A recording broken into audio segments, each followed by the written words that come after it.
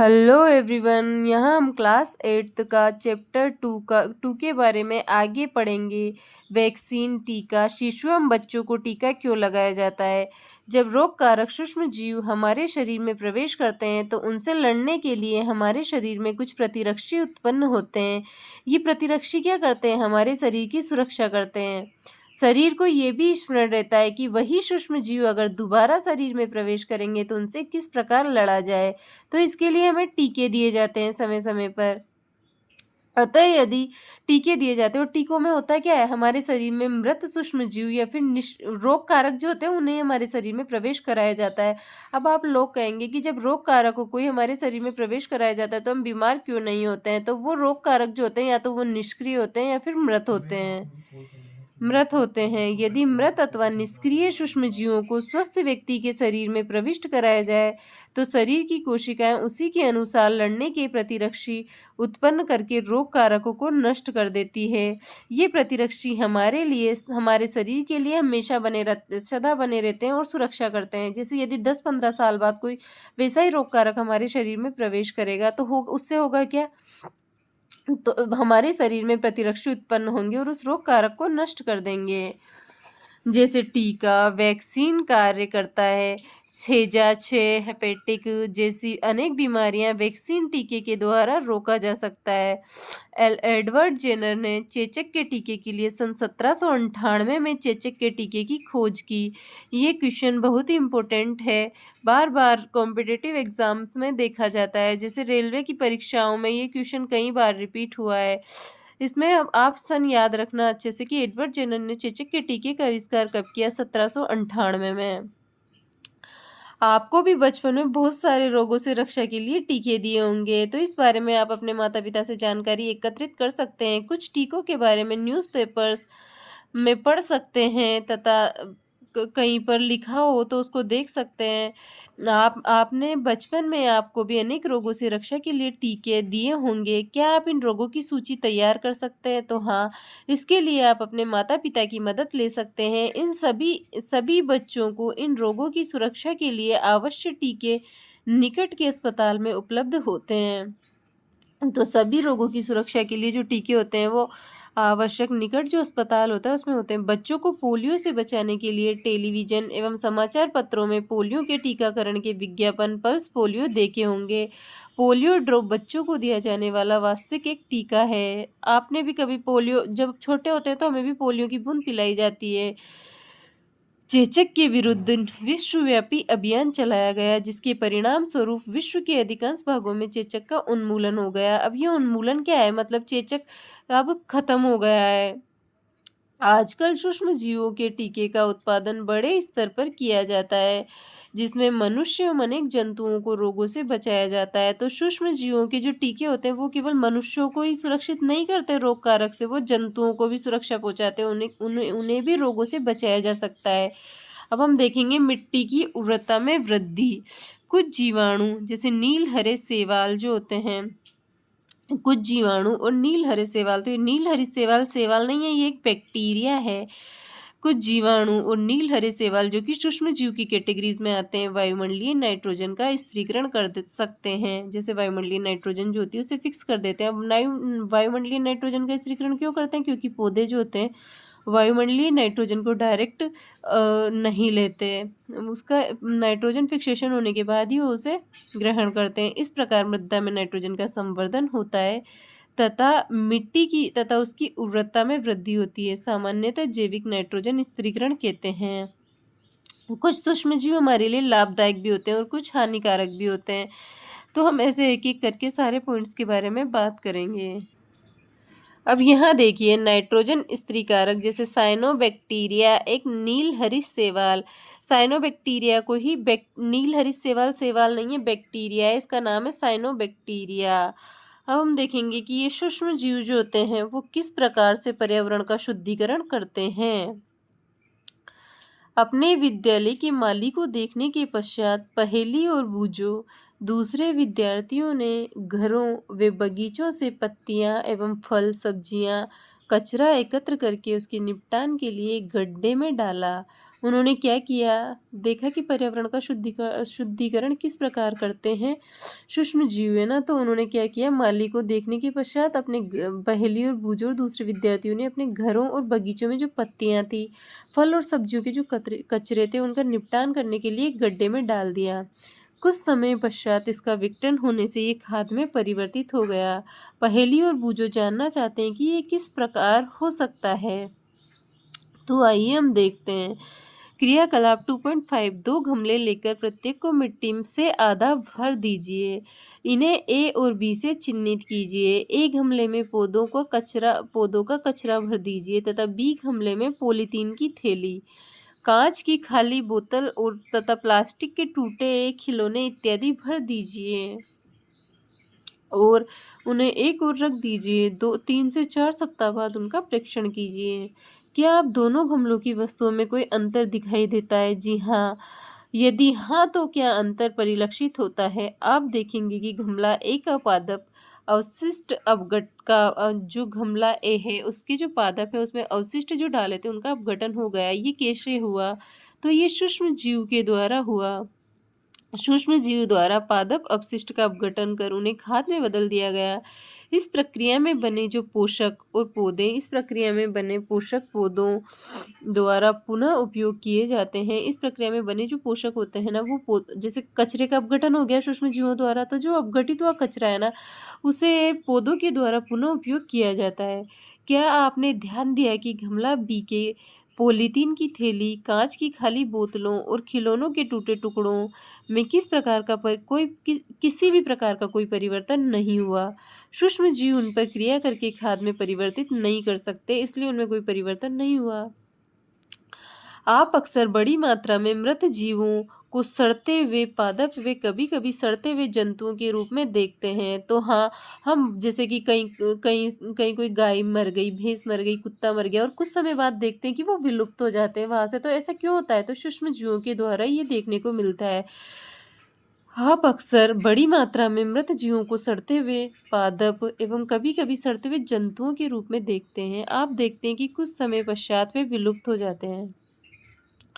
इसका मुख्य कारण क्या है? तो सूक्ष्म जीव जो होते हैं वो मृत जैविक अपशिष्ट जो होते हैं उनका अपघटन करके उन्हें सरल पदार्थों में परिवर्तित कर देते हैं। ये पदार्थ अन्य पौधों एवं जंतुओं द्वारा पुनः उपयोग कर लिए जाते हैं। जब उनका अपघटन हो जाता है मृत जीवों का, तो क्या होता है, ये पदार्थ अन्य पौधों और जंतु जो होते हैं उनके द्वारा पुनः उपयोग कर लिए जाते हैं। इस प्रकार हानिकारक एवं दुर्गंधयुक्त पदार्थों का निम्नीकरण करने के पश्चात हम सूक्ष्म जीवों का उपयोग करके पर्यावरण को शुद्धिकरण कर सकते हैं। हानिकारक और जो दुर्गंधयुक्त पदार्थ होते हैं उनका निम्नीकरण करके हम सूक्ष्म जीवों का उपयोग पर्यावरण का शुद्धिकरण कर सकते हैं। अब हम देखेंगे कि हमने लाभदायक सूक्ष्म जीवों के बारे में पढ़ा। जैसे दही में लैक्टोबैसिलस पर्यावरण को शुद्धिकरण करने वाले सूक्ष्म जीव होते हैं। कुछ टीके वैक्सीन में प्रयोग किए जाने वाले सूक्ष्म जीव होते हैं। जैसे कि हानिकारक सूक्ष्म जीवों को देखेंगे हम। सूक्ष्म जीव अनेक प्रकार से हानिकारक भी हैं। कुछ सूक्ष्म जीव मनुष्य, जंतु एवं पौधों में रोग उत्पन्न करते हैं। रोग उत्पन्न करने वाले ऐसे सूक्ष्म जीवों को रोगाणु अथवा रोगजनक कहते हैं। कुछ सूक्ष्म जीव भोजन, कपड़े, चमड़े की वस्तुओं को संदूषित करते हैं। जैसे आपने देखा होगा कि जब बारिश के दिनों में आप चमड़े के अपने आपके जो चमड़े के जूते होते हैं उनको आप घरों से बाहर रख देते हैं तो कैसे अजीब थोड़े ऐसे हो जाते हैं अलग से। तो उस प्रकार सूक्ष्म जीव चमड़े की वस्तुओं को संदूषित कर देते हैं। आइए इनकी हानिकारक गतिविधियों के विषय में और अधिक जानकारी प्राप्त करें। उनकी हानिकारक गतिविधियों के बारे में और अधिक जानकारी प्राप्त करें। मनुष्यों में रोगकारक सूक्ष्म जीव, तो हम देखेंगे कि मानव में ये सूक्ष्म जीव किस प्रकार से रोग फैलाते हैं। तो मनुष्यों में रोग उत्पन्न करने वाले सूक्ष्म जीव जो होते हैं या तो वो श्वास के द्वारा, तभी तो हमें बोला जाता है कि हमें अधिकतर नाक से सांस लेना चाहिए, क्योंकि जब हम नाक से सांस लेते हैं तो हमारे शरीर में कम बैक्टीरिया एंटर करते हैं। लेकिन वहीं जब हम मुख से सांस लेते हैं तो हमारे शरीर में अधिक से अधिक बैक्टीरिया प्रवेश करते हैं, जिससे हमें रोग होने का खतरा अधिक होता है। मनुष्य में रोग उत्पन्न करने वाले सूक्ष्म जीव श्वास द्वारा, है ना, पीने के पानी के द्वारा, कई सारे तो कीड़े भी चले जाते हैं पानी के साथ अगर हम देखकर नहीं पीते हैं, उसे खुला छोड़ देते हैं। भोजन के द्वारा हमारे शरीर में प्रवेश करते हैं रोगकारक। संक्रमित व्यक्ति वह होता है जिसे रोग हुआ रहता है। जैसे किसी को जुखाम है, जुखाम संक्रामक है, फैलता है। संक्रमित व्यक्ति अथवा जंतु के सीधे संपर्क में आने पर भी रोग का संचरण हो सकता है।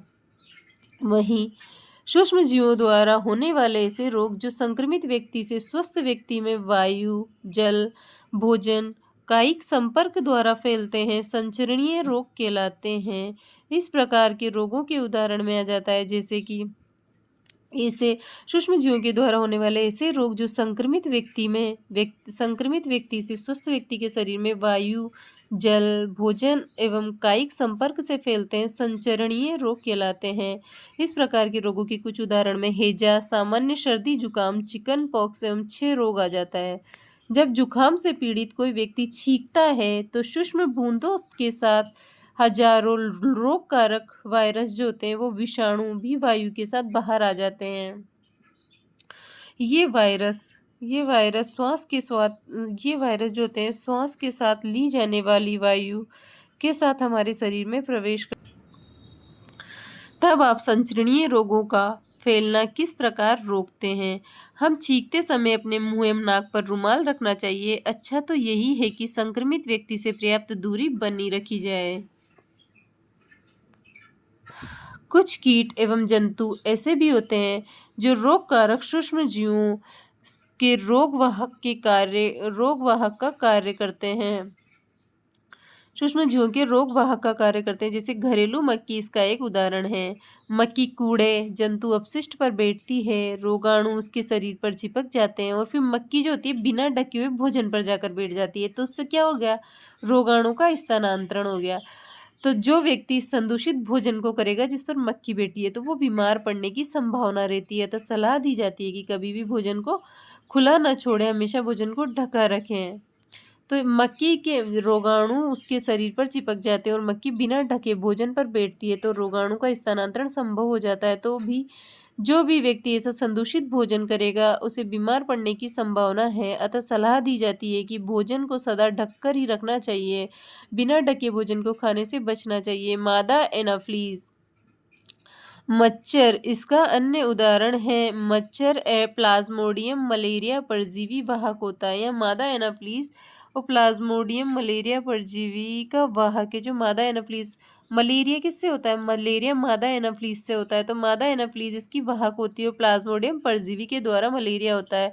डेंगू का वाहक कौन है? मादा एडिस मच्छर डेंगू वायरस का वाहक होता है।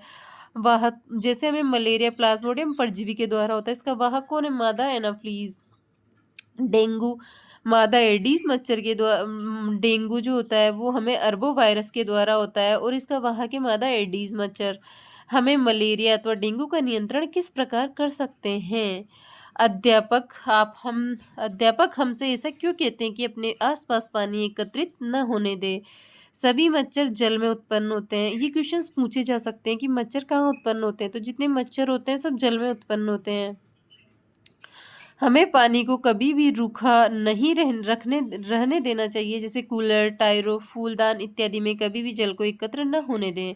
अतः अपने आसपास के स्थानों को स्वच्छ एवं शुष्क रखकर हमें मच्छरों को पैदा होने से रोक सकते हैं। ऐसे उपाय की सूची बनाने का प्रयास कीजिए जिसे अपनाकर मलेरिया को फैलने से रोका जा सके। मनुष्यों में जो सूक्ष्म जीव माइक्रो ऑर्गेनिज्म होते हैं उनके द्वारा होने वाले सामान्य रोग। तो ये टेबल बहुत इंपॉर्टेंट है आप लोगों के लिए। इसमें से बहुत सारे क्वेश्चंस डिट्टो के डिट्टो एग्जाम में देखे जाते हैं। जैसे कि हो गया क्षय रोग, टीबी, क्षय रोग ट्यूबरक्लोसिस। तो ये रोग कारक सूक्ष्म जीव कौन है? जीवाणु। संचरण का तरीका है वायु से फैलता है ये। उसके अलावा खसरा है, तो ये भी वायरस से होता है खसरा और वायु से फैलता है। चिकन पॉक्स वायरस से फैलता है वायु के सीधे संपर्क में आने पर। पोलियो वायरस से फैलता है वायरस से होता है और संचरण का तरीका होता है वायु या जल। इसमें क्या होता है, रोगी व्यक्ति को पूरी तरह से अन्य व्यक्तियों से अलग रखना और रोगी की व्यक्तिगत वस्तुओं को अलग रखना उचित समय पर टीकाकरण आवश्यक है। हैजा विब्रियो क्लोरी नामक जीवाणु द्वारा होता है। टाइफाइड साल्मोनेला टाइफी नामक जीवाणु द्वारा होता है। हैजा जो होता है वो जल, संदूषित जल और भोजन से फैलता है, जबकि टाइफाइड जो होता है, अभी बारिश चल रही है और बारिश के दिनों में अगर आपने बाहर की टिक्की वगैरह कुछ खा ली तो वहाँ क्या होते हैं, जीवाणु होते हैं उन पर छोटे छोटे, तो उससे क्या हो जाता है, टाइफाइड। व्यक्तिगत स्वच्छता, इसमें इसके लिए हम क्या कर सकते हैं बचाव के उपचाव में टाइफाइड और हैजा के लिए, तो इनके लिए हम व्यक्तिगत स्वच्छता एवं अच्छी आदतों को अपनाना चाहिए। भली भांति पके भोजन एवं उबले पेयजल एवं टीकाकरण आवश्यक है। यहाँ देखिए हेपेटाइटिस ए ये घातक पीलिया होता है, जो कि हेपेटाइटिस बी वायरस से फैलता है, जैसे जल जल के द्वारा संदूषित होता है, उबले हुए पेयजल का प्रयोग या फिर टीकाकरण। उसके अलावा मलेरिया, तो मलेरिया जो होता है रोग कारक सूक्ष्म जीव है प्रोटोजोआ। मलेरिया रोग प्लाज्मोडियम परजीवी द्वारा होता है, प्रोटोजोआ द्वारा होता है। संचरण का तरीका है मच्छर। इसके लिए हम क्या कर सकते हैं बचाव में, मच्छरदानी का प्रयोग कर सकते हैं, मच्छर को भगाने वाले रसायनों का प्रयोग कर सकते हैं, कीटनाशक का छिड़काव कर सकते हैं। मच्छर की प्रजनन रोकने के लिए जल को किसी भी स्थान पर एकत्रित न होने दें। मनुष्यों में होने वाले कुछ सामान्य रोग, उनके फैलने अथवा रोकने के उपाय के तरीके तालिका 2.1 में दर्शाए गए हैं, जिनके बारे में हम बात कर चुके हैं। अब आगे हम देखेंगे जंतुओं में रोगकारक जीवाणु। तो आज के लिए इतना ही, बाकी कल।